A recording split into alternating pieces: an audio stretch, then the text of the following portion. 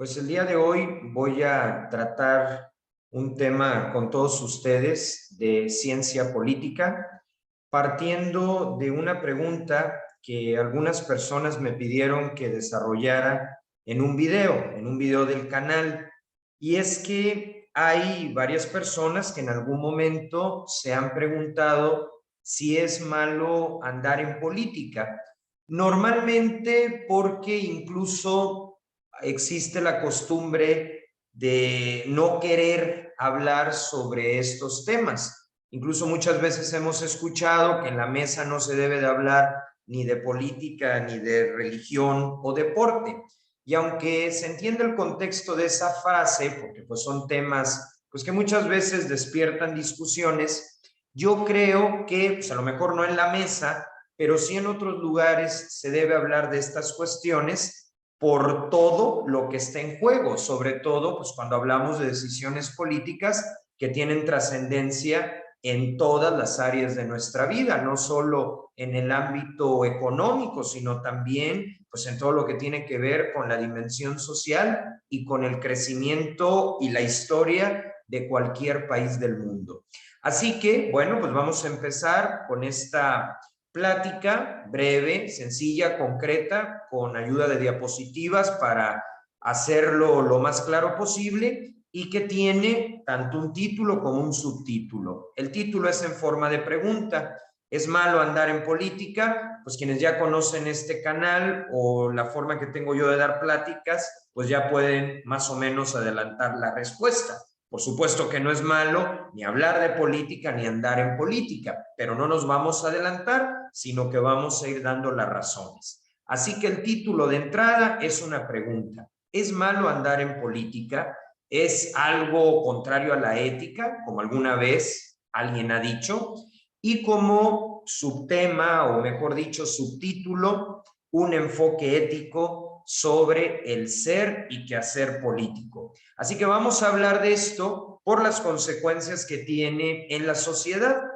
Yo siempre he dicho que puedo entender que a alguna persona le aburra el tema de política. Puedo entender que a alguien le aburra, pero no puedo entender que a alguien no le interese.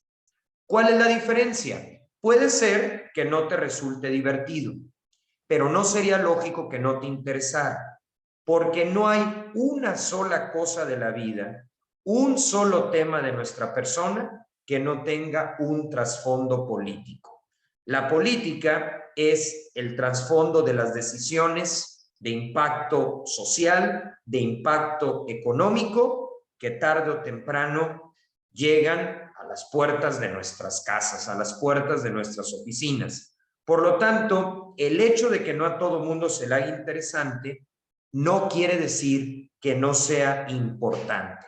Te puede parecer aburrido, pero es necesario hablar de estos temas porque nadie puede escapar a sus consecuencias. Así que con ese preámbulo comenzamos. ¿Es malo andar en política? Lo planteo como pregunta. Un enfoque ético sobre el ser y quehacer político. Para ubicarnos un poquito mejor, planteé un índice, vamos a tocar 4 puntos. El primero, desmontando un prejuicio, porque muchas veces nos han dicho que la política es mala, ¿no? Frases como tenerle horror a la política, pues es algo que se sigue escuchando. Y esto pues afecta sobre todo a los jóvenes que van creciendo con esta idea negativa que no corresponde con la realidad. Luego vamos a hablar acerca de la ciencia política, porque es incluso una licenciatura, una carrera. Luego, como veremos, existe la ética política, o bien el fundamento que debería de existir y que debería de considerarse en su actividad. Y por último, que sería el cierre o la propuesta de este video, un nuevo mecanismo de selección de posibles candidatos para pues ocupar los diferentes puestos, tanto los de elección popular como aquellos que son por elección indirecta. Cuando digo elección indirecta me refiero que no los elige la población mediante el voto, pero que son cargos cuyos titulares son nombrados por aquellos que sí llegaron al cargo a través del voto directo. Por ejemplo, los secretarios de despacho que integran el gabinete presidencial. Así que vamos a comenzar con este índice, desmontando un prejuicio, ciencia política, ética de la política y un nuevo mecanismo de selección de posibles candidatos. Primero, vamos a comenzar desmontando un prejuicio para afrontar la pregunta inicial. ¿Es malo andar en política? Antes de empezar, pues vamos a ir definiendo cosas, poniendo puntos sobre la mesa. Primero que nada, ¿qué es un prejuicio? Así de manera general, en todos los temas de la vida. Nos dice el diccionario de la lengua española que prejuicio significa opinión previa y tenaz, por lo general desfavorable, acerca de algo que se conoce mal. ¿Qué quiere decir? Que cuando una persona lanza un prejuicio es porque simplemente no está bien informada o quizá tuvo una mala experiencia que le hizo cerrarse en sí misma y no abrirse a nuevas posibilidades y se quedó con una parte de la verdad, pero no con la verdad completa. Un rompecabezas a medias. Todas las personas que tienen una idea negativa sobre la política se basan en los personajes de la historia nacional o de la historia internacional que por supuesto han hecho un mal uso del cargo y que han traído consecuencias deplorables. Pensemos, por ejemplo, en todas las dictaduras que se vivieron en el siglo XX, ¿no? Por ejemplo, el nazismo, el fascismo, etcétera. Entonces, claro, cuando uno basa su primer abordaje de lo que es la política viendo todos estos gobiernos, todas estas dictaduras, pues es totalmente comprensible la condena, como yo también lo hago desde este espacio. No podemos aceptar de ninguna manera ese tipo de gobiernos. Pero lo importante es que no confundamos, como veremos más adelante, la política de la distorsión política o de la corrupción de la política. Yo lo explico de la siguiente manera. Si tú tienes un cuchillo, ese cuchillo puede servir para cortar un tomate y preparar una ensalada, o bien puede servir para herir. Si una persona lo utiliza para lesionar, eso no hace que el cuchillo pierda su valor o que tenga una valoración moral negativa. No, el que tiene la valoración moral negativa es la persona que le dio un mal uso, el delincuente. Lo mismo sucede con la política. No podemos denigrarla ni menospreciarla a partir de quien la ha usado mal, como estas figuras deplorables que han sido pues los dictadores que a lo largo de la historia hemos conocido. Entonces hay que desmontar el prejuicio, esa opinión previa y tenaz, por lo general desfavorable, acerca de la política simplemente por el mal uso que se le ha dado. Critiquemos el mal uso, porque obviamente ha traído el sufrimiento de millones de personas, pero no el concepto de política y la necesidad que la sociedad tiene de ella para que pueda funcionar de forma ordenada. Bien, si estamos diciendo que un prejuicio viene de la ignorancia, podemos entrar en el segundo punto. Si el ser humano ignora que por propia naturaleza, como decían los filósofos griegos, es un ser social y al mismo tiempo un ser político, es decir, que lo trae en su ADN, pues se va a llegar a pensar que la política es mala, negativa y corrupta. ¿Por qué? Porque no se distingue entre significado y distorsión del mismo. Si yo ignoro lo que es la política, no veré su significado, que es totalmente positivo, porque se trata de un arte, se trata de un servicio, se trata de una buena gestión, y me quedaré con la distorsión del mismo.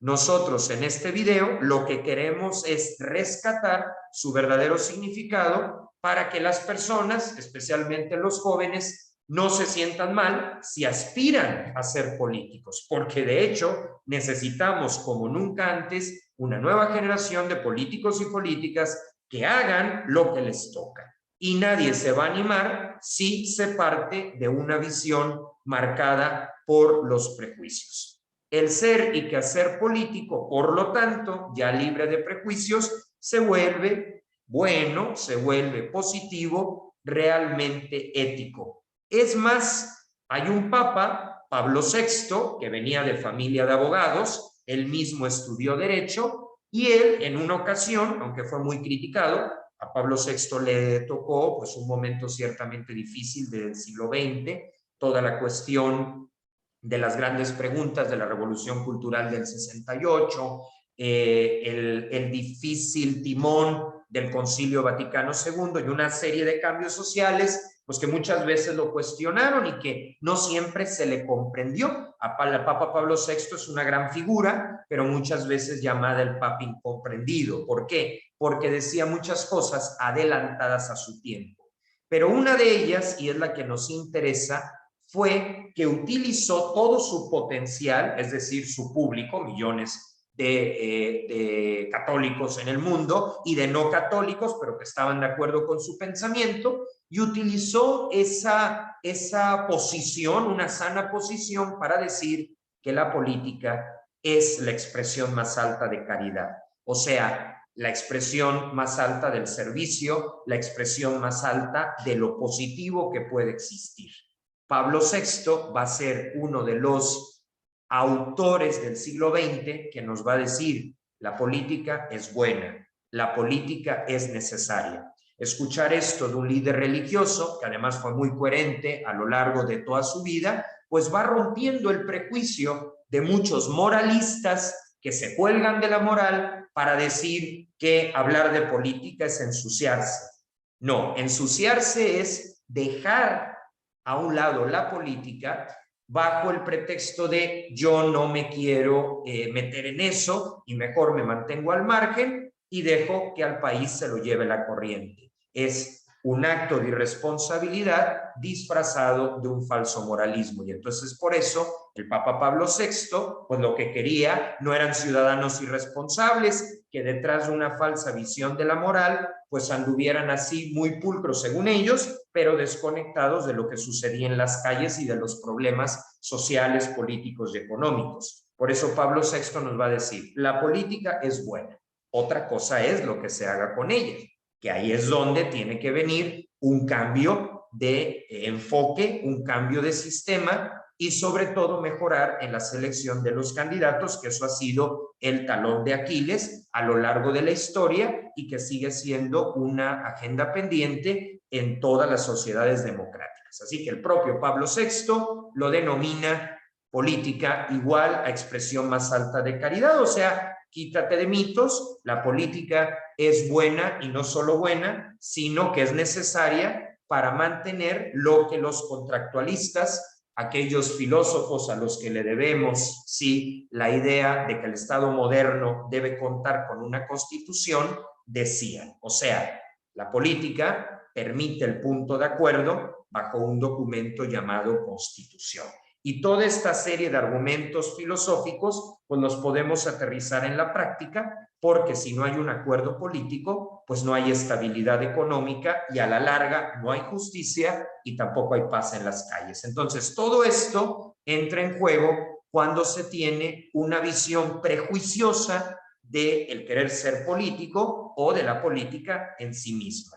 Con esto desmontamos el prejuicio y damos respuesta a la pregunta: ¿es malo andar en política? No, no solo no es malo, sino que es necesario para el buen rumbo de cualquier sociedad que quiera progresar, de cualquier sociedad que quiere ir más allá de la mediocridad. Así que la respuesta es no, no es malo. Seguimos entonces con el punto que viene.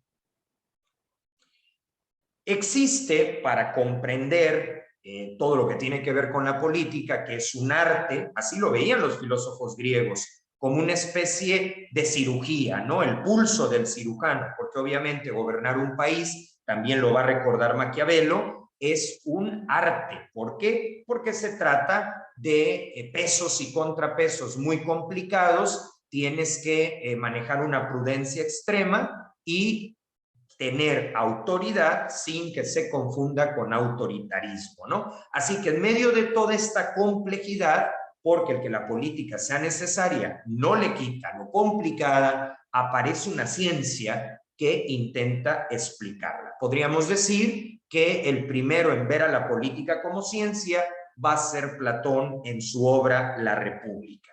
Con el paso de los siglos, ¿sí? Y ya al entrar en nuestra era, pues va a aparecer una figura importantísima, contemporánea, que en mi opinión hasta el día de hoy no ha sido rebasada, y es la de Norberto Bobbio, ¿sí? Para mí, el padre de la ciencia política moderna.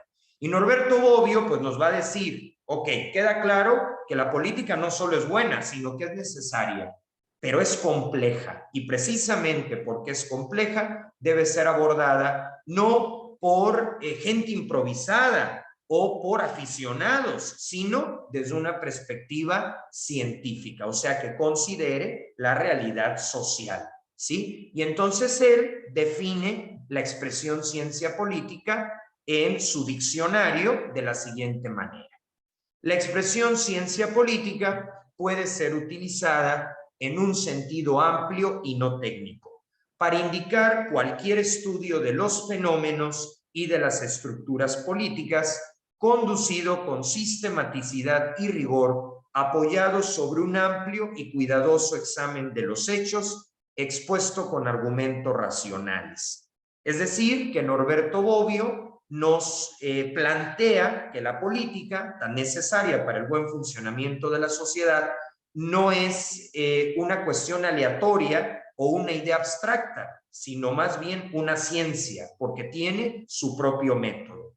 Y dentro de esta ciencia, o mejor dicho, de esta definición, resaltamos tres incisos. Primero, tiene como objeto de estudio a las estructuras políticas. Y por estructura política podemos hablar de los partidos, por estructura política podemos hablar de los movimientos sociales, por estructura política también podemos hablar de las instituciones que se encargan de velar por las elecciones, o mejor dicho, por la legalidad de las elecciones, como en el caso de México lo hace el Instituto Nacional Electoral, que por cierto es una gran institución en el sentido que pues es el resultado de muchos años de lucha, de muchos años de avances intelectuales, de sentarnos a ver cómo podemos hacer para que la democracia en México madure. Así que la ciencia política pues va a estudiar el tema del poder, va a estudiar la intención del voto, pero sobre todo el funcionamiento de estas estructuras políticas que permiten la representación de los diferentes sectores de la sociedad en los poderes de la Unión.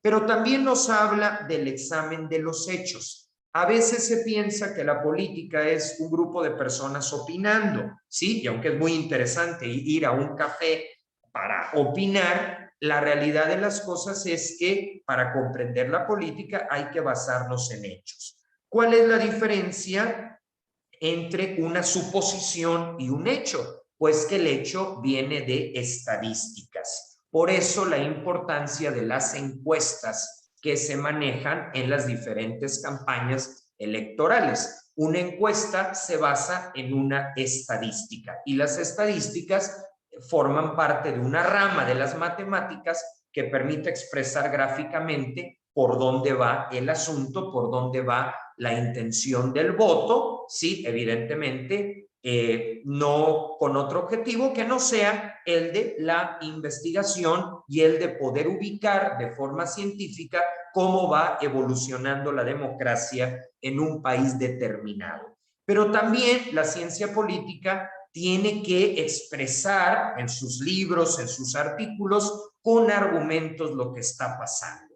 ¿Cuál es la diferencia? Volvemos a lo mismo entre una opinión y un argumento, que la opinión es la expresión de un gusto y el argumento es la expresión de un enunciado que tiene dos partes, causa y consecuencia. Entonces, la ciencia política se va a encargar de describir el estado de las cosas y también de hacer propuestas para que la política sea un medio de bienestar y no un obstáculo para ese bienestar. Así que es el estudio de las estructuras políticas, hace un examen de los hechos, también se basa en la historia para ir comprendiendo los fenómenos y también argumenta, ¿sí?, cuál es el estado actual de las cosas, porque la política es ante todo una noticia en desarrollo.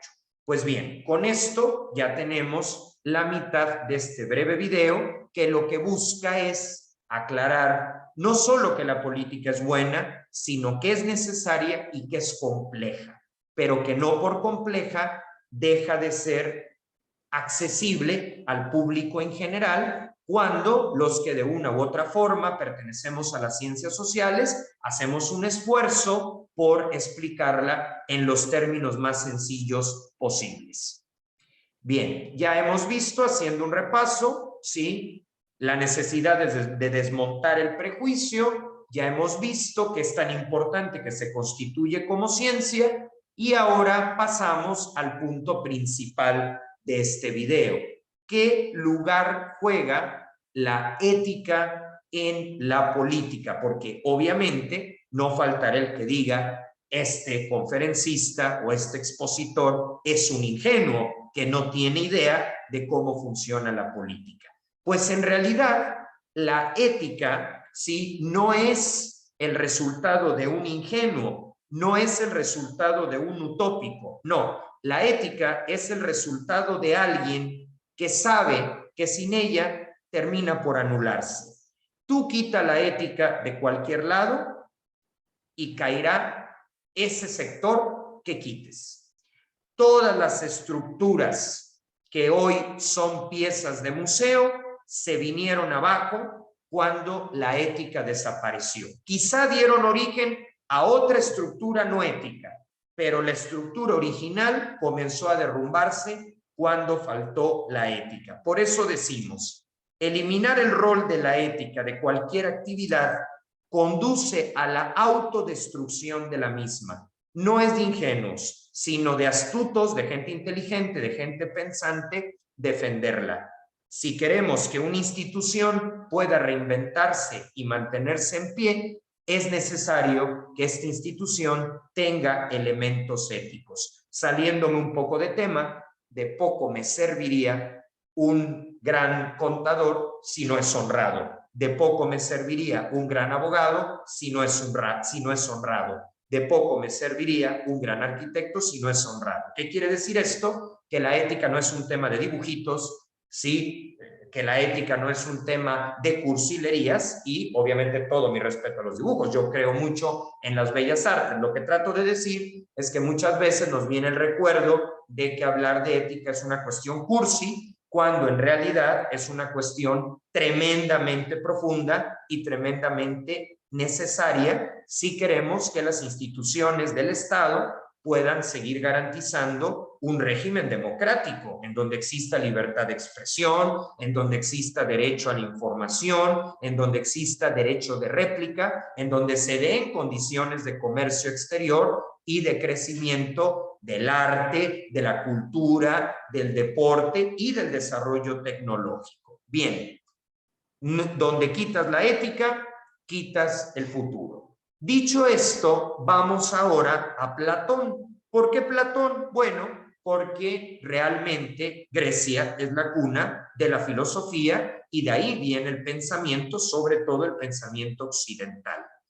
Para Platón, que va a heredar de Sócrates el interés por el ser humano, pues la política va a ser un tema medular, que lo vamos a ver expresado en muchas de sus obras, especialmente en la República que les mencionaba hace un momento.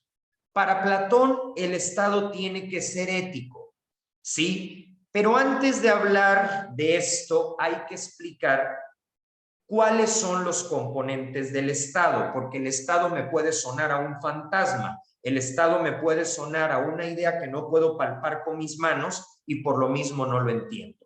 ¿Cuáles son los elementos del Estado? Los elementos del Estado son la población, la soberanía, el territorio y el gobierno. En este caso vamos a hablar únicamente del gobierno, que es lo que a Platón le interesaba en primer lugar. Platón nos va a decir que el Estado, a través del gobierno, ¿sí?, tiene que ser ético. ¿Pero a qué se refería Platón con la ética? No se limitaba a que no se dijeran malas palabras o a cuestiones moralistas, no. Se limitaba, o más bien se abría a que un Estado es ético en la medida en que identifique las necesidades de la población y las atienda. Pero no solo, sino con la misma población, que es donde aparece el concepto de sociedad civil. ¿Qué quiere decir esto? Que para Platón, aparte de no robar, que eso se da por sentado, la ética del Estado depende de que el gobernante en turno, hombre o mujer, obviamente en tiempos de Platón, el machismo terrible que había lo situaba en los hombres. Hoy, afortunadamente, se incluye a la mujer con un papel protagónico. Podemos decir que el gobernante, la presidenta, el presidente, ¿verdad?, va a tener que cuidar 3 dimensiones si quiere que su gobierno sea ético de acuerdo a Platón. El primer elemento es interno, el segundo elemento es externo y el tercer elemento es de cooperación. El elemento interno es el que a todo mundo saca de onda, porque Platón decía que la principal tarea de un Estado era la felicidad de sus habitantes. Claro, nosotros entendemos felicidad muchas veces como estarnos riendo todo el día, pero es una bobada, no tiene nada que ver con lo que decía Platón. Cuando habla Platón de felicidad, se refiere a un ámbito interno, es decir, que el Estado a través del gobierno tiene que favorecer la realización de sus habitantes. Ojo, no es el Estado paternalista que te resuelve la vida, no es el Estado paternalista que hace lo que te toca hacer a ti, no, es simplemente un Estado que favorece, que permite que haya oportunidades, ya es cosa tuya si las tomas o las dejas. Pero para Platón, la política tiene que buscar un ámbito interno de la población que es favorecer su felicidad, favorecer su realización. ¿Y cómo me realizo? Pues con oportunidades de empleo. ¿Y cómo me realizo? Pues con oportunidades de estudio. ¿Y cómo me realizo? Pues con oportunidades de salud en caso de que enferme. Entonces, la ética de gobierno de Platón tiene un elemento interno que es favorecer la felicidad, o sea, la realización de la población. El segundo elemento es externo y que hoy le llamamos administración pública. Todo lo que tiene que ver con los servicios como luz, alcantarillado, recolección de basura, etc. Y el tercer elemento que a mí me interesa mucho dentro de la ética política de Platón es que el Estado no puede solo, sino que debe haber una cooperación con la población. Y es donde entra la sociedad civil. Y aquí quiero explicar la diferencia entre sociedad y sociedad civil. Hablamos de sociedad cuando nos referimos a un conjunto de seres vivos, pero hablamos de sociedad civil cuando es un conjunto de seres humanos que se organizan para algo. ¿Sí? Hay sociedad civil cuando nos organizamos para un evento cultural. Hay sociedad civil cuando nos organizamos para trabajar junto con el gobierno para erradicar que haya agua estancada en las azoteas, que favorezca la proliferación del mosco que transmite el virus del dengue. Esta es la visión que puede hacer que un país funcione, porque también existe una idea totalmente contraria a la ética de Platón, y es la idea de los extremos. El extremo de esperar que todo venga de la sociedad civil o el extremo de pensar que todo venga del gobierno, que es el Estado paternalista que tanto daño hizo a lo largo de la historia. Entonces, la ética de Platón no es una ética romántica, no es una ética ingenua, es una ética a 3 niveles, que favorezca la realización de los habitantes, que es el elemento interno, el elemento de felicidad, que favorezca la resolución de problemas estructurales, como puede ser una carretera, como puede ser un aeropuerto, ¿sí?, que es la parte de la administración pública, y también un modelo de república en donde se requieren diferentes actores, o sea, sociedad civil y gobierno. Si hablamos de esto, nos podemos dar cuenta que la política, aún en medio de las tragedias de la historia, donde se le ha distorsionado y se le ha pisoteado tantas veces, cuando se le gestiona bien, y tenemos países donde se le ha gestionado bien, tiene todo un fundamento ético que, si se aplica, puede incluso erradicar la cara más dura de la pobreza. ¿Sí? El punto es, primero, conocer este plan, que no es nuevo, viene desde Platón, pero obviamente con las debidas actualizaciones nos puede servir. Bueno, ¿y por qué hablar de teoría? Porque la teoría es el primer paso para la práctica. ¿Sí? Antes de empezar a construir una casa hay que imaginarla. De ahí hay que poner en el render. Bueno, lo mismo sucede en las ciencias sociales, en el sentido jurídico o en el sentido político. Primero hay que plantear la hoja de ruta, y la hoja de ruta está planteada en la Ética de Platón, lo que desvirtúa la idea de que la política es igual a corrupción. La corrupción no viene de la política, sino de la distorsión de esta. Y ese es el meollo del asunto, y ahí es donde está la injusticia social y toda la serie de problemáticas dictatoriales que han afectado y que afectan todavía hoy a la humanidad. Entonces, esta es ética de la política a la luz de lo que dice Platón. Ahora, siempre que tocamos un tema o que se desarrolla una clase, a mí me gusta terminar haciendo una propuesta, porque qué fácil es criticar, pero qué pocos son los que proponen. Así que aquí va la propuesta para ser coherente. Todo esto que hemos estado hablando nos tiene que llevar a proponer. En una sociedad democrática, pues, ¿cuál es la característica de la democracia? Que hay muchas voces y que hay que escuchar a cada una. Bueno, pues dentro de esas voces, aquí va esta, que dice un nuevo mecanismo de selección de candidatos potenciales. Cada partido político tiene elecciones internas. Sus afiliados eligen al que va a ser candidato, y ya luego la población en general, de acuerdo a las leyes electorales de cada país del mundo, pues se establecen cómo van a funcionar las jornadas electorales. Bien, pero en las elecciones internas sí que cada partido pues tiene su normativa. Muchas veces llega quien no debe de llegar, ¿sí? Y eso, aparte de que destruye al propio partido a la larga, pues va afectando a la población, y eso es lo que le da mala fama a la política.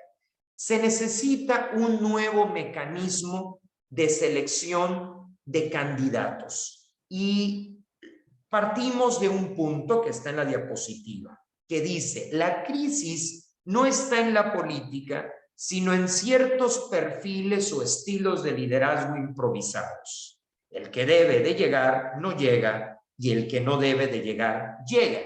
¿Esto qué quiere decir? Que fallan los filtros y que hay un problema de mecanismos, hay un problema de protocolo. Se requiere ubicar potenciales candidatos desde su ambiente, es decir, al estilo del fútbol, aprender a fichar, respetando la libertad de la persona de aceptar o no. Alguno dirá, bueno, ¿qué tiene que ver el fútbol con esto? Bien, el fútbol tiene algo que nos puede servir como analogía. ¿Qué hacen los grandes equipos de fútbol? Cuando ya van viendo que se va a jubilar alguno de sus jugadores estrella, hacen un plan y ya están viendo quién va a ser el relevo. Y entonces hacen una especie de casting y empiezan a checar en su propio país o en otros países a jóvenes con potencial, vengan de sectores ricos o de sectores pobres, de la ciudad o de la periferia. Empiezan a hacer fichajes, ¿sí? Van a los parques públicos, van a las ligas municipales y echan ojo de quién pudiera ser.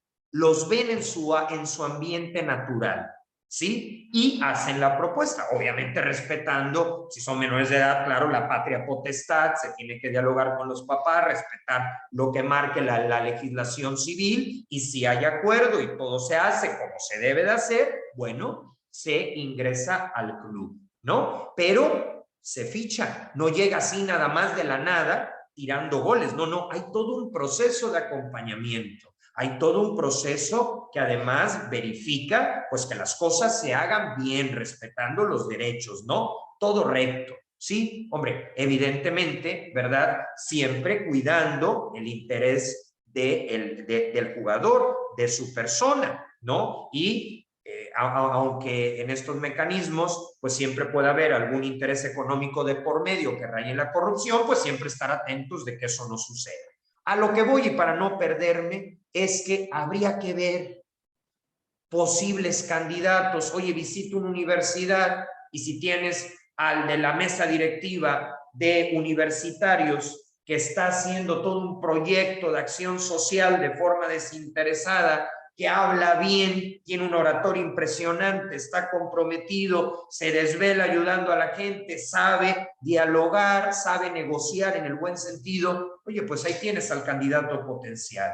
No habría que buscarlo en otro lado, ya lo tienes. Lo que hay que hacer es hacerle la invitación, sí, prepararlo con un marco jurídico, repito, respetuoso, no es vienes porque sí, no, es invitar, es fichar en el buen sentido de la palabra, no que llegue alguien que no tiene idea de lo que es la oratoria o que llegue alguien que no tiene idea de lo que es la pobreza, porque ojo, no me refiero a que si la persona tuvo oportunidades económicas ya no puede ser candidato, no, sí puede serlo, pero que conozca también la otra cara de la moneda, que haya sido voluntario en alguna fundación, que haya trabajado previamente en su área. Con esas figuras vas a tener a un mejor candidato o a una mejor candidata. Y también es importante que los partidos políticos del país que sean cuenten dentro de su estructura con centros académicos que les brinden información en materia de historia, geografía, economía, ética, oratoria, filosofía, para que elevemos la calidad de la política. Sí, ya se han ido dando pasos porque sí los hay. Lo que pasa es que evidentemente los errores estructurales y también el peso del pasado y las dificultades históricas que se han vivido en el siglo XX y principios del siglo XXI, pues sí condicionan, claro que condicionan, pero no determinan. Hay mecanismos, claro, habrá quien diga, pues hay choques de grupos, hay dificultades, siempre las habrá, pero aún en esas dificultades se pueden abrir canales de cambio, se pueden iniciar procesos que a lo mejor tarde muchos años en que den resultado, pero iniciar procesos, eso lo dice la filosofía política, es un primer paso para garantizar esta visión ética. Pues con esto vamos cerrando ya esta intervención que no busca resolverlo todo de golpe, ojalá y esto fuera así de mágico, pero sí quitar, ese sería el objetivo modesto de esta pequeña intervención, quitar la idea de que la política es mala. Con que después de estos minutos de video, quien lo haya visto le quede claro que el problema no es la política, sino la distorsión que en diferentes momentos de la historia se ha hecho de ella, con eso ya vamos de gane y es un primer paso para poder fortalecer a una sociedad democrática, una sociedad en donde se puedan dar pasos no idealistas, sino desde la realidad, desde el aquí y el ahora. Pues para cerrar con esta intervención desde la ciencia política, pues vamos repasando los puntos que estuvimos tocando.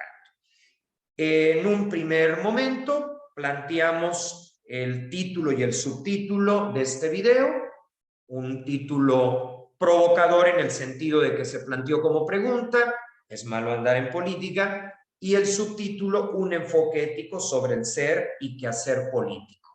Luego presentamos el índice para no perdernos y de ahí estuvimos diciendo que la política no es mala, sino que eso más bien viene de un prejuicio, que según el diccionario de la lengua española, prejuicio es toda opinión previa y tenaz, por lo general desfavorable, acerca de algo que se conoce mal.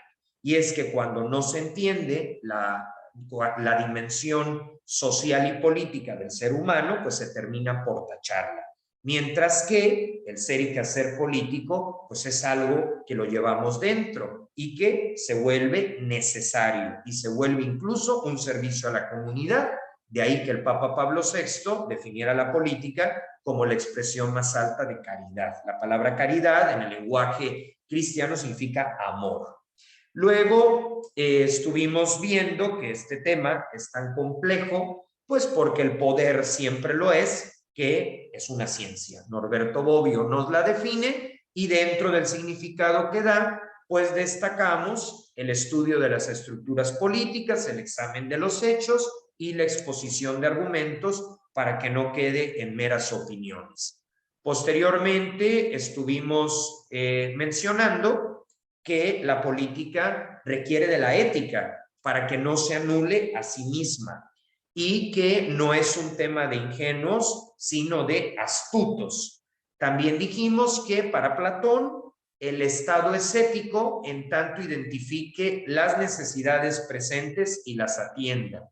Explica también Platón que hay una tarea interna del gobierno, que es favorecer la realización de la población, lo que él llama felicidad, pero que también hay una tarea externa que ya tiene que ver con la cuestión logística, la administración, y que tales necesidades en un modelo de república, de una república primitiva, que ya luego la Revolución Francesa y la Ilustración nos van a complementar muy bien, pues requieren de diferentes actores, y ahí es donde entra la sociedad civil y el gobierno, ni pura sociedad civil ni puro gobierno, para luego pasar a un nuevo mecanismo de selección de candidatos potenciales que yo le llamo fichaje, y que también pide recuperar que dentro de los partidos políticos haya centros académicos internos con perspectiva crítica.